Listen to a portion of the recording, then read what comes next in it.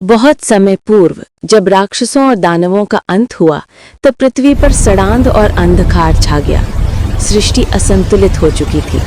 तब ब्रह्मा जी ने भगवान शिव से कहा, हे भोलेनाथ, अब प्रलय का समय आ गया है।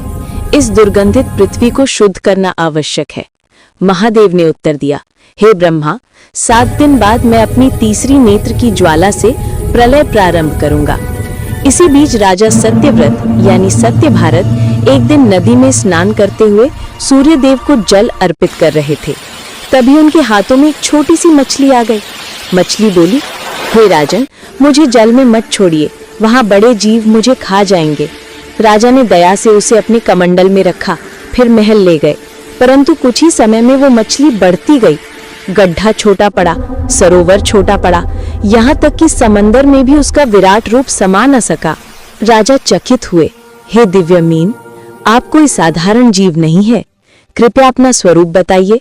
तब वो मछली प्रकट होकर बोली, हे राजन, मैं स्वयं भगवान विष्णु हूँ। 7 दिन बाद महाप्रलय होगा।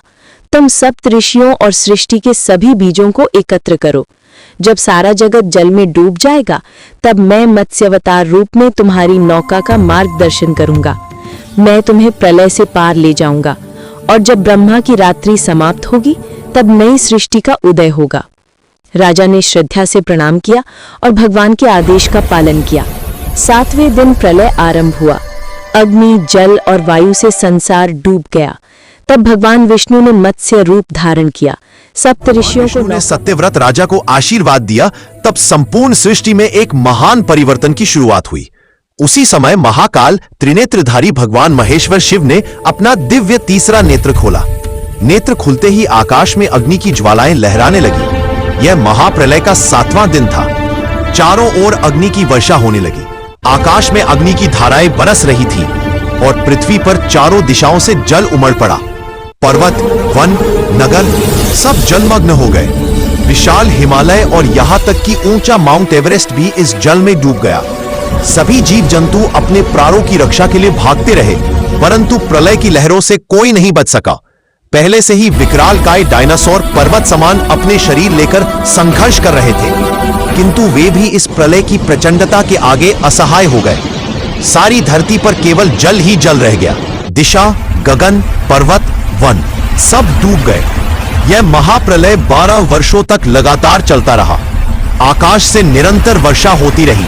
समुद्र और नदियां एकाकार हो गई और सृष्टि पुनः शून्य में विलीन हो गई। भगवान शिव ने अपना त्रिनेत्र खोला।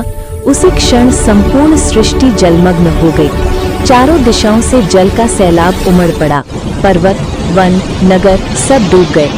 उस महाप्रलय में राजा सत्यव्रत ने अपनी रानी, सप्त ऋषियों और सृष्टि के सभी जीवन बीजों को एक विशाल नौका में सुरक्षित किया।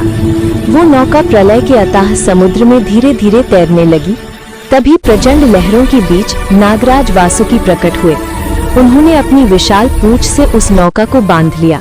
तभी समुद्र से एक दिव्य तेज निकला। स्वयं भगवान विष्णु मत्स्य अवतार के रूप में प्रकट हुए। उन्होंने नौका का मार्गदर्शन किया और सप्त ऋषियों को ब्रह्म ज्ञान का उपदेश दिया।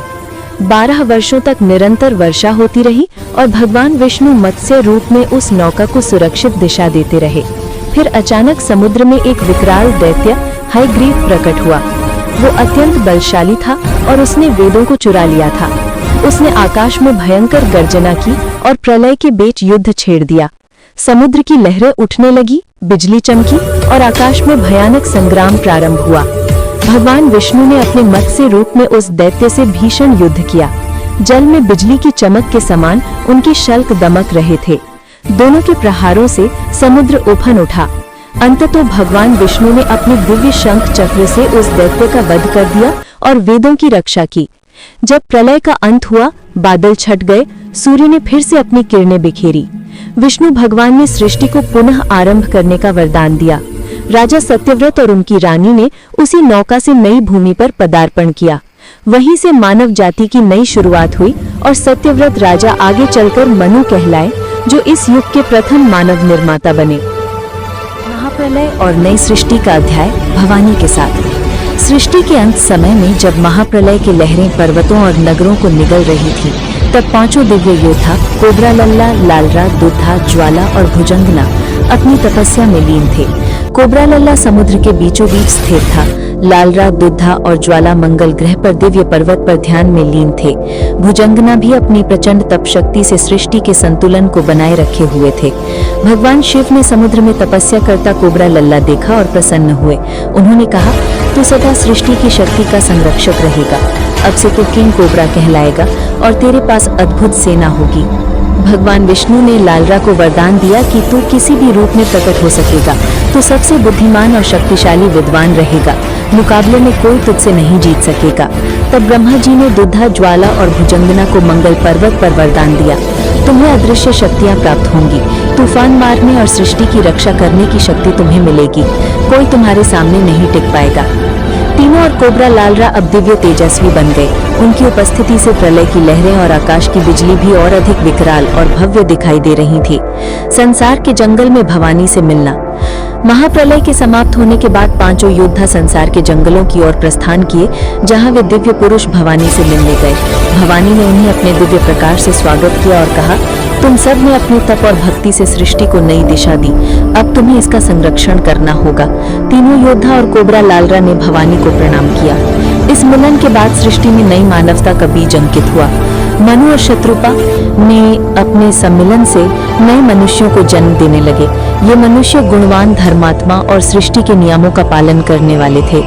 कथा स्पष्ट करती है, भगवान ने किसी जाति का निर्माण नहीं किया। जाति केवल मानवों ने बनाई। भगवान सभी के पिता और माता हैं। सभी को समान प्यार आकाश, पृथ्वी, सूर्य, हवा और पानी प्राप्त है। मनु और शत्रुपा के प्रयास से मानवता का पुनर्जन्म हुआ।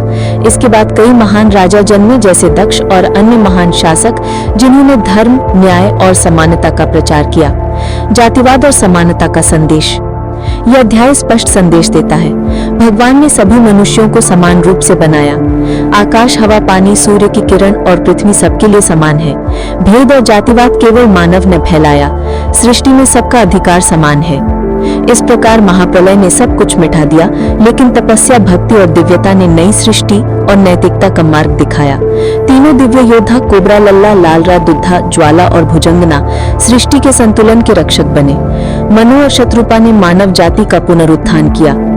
सृष्टि का नया युग प्रारंभ हुआ, जहां भक्ति, तपस्या, समानता और न्याय का शासन हुआ। महाप्रलय और नई सृष्टि का अध्याय भवानी के साथ।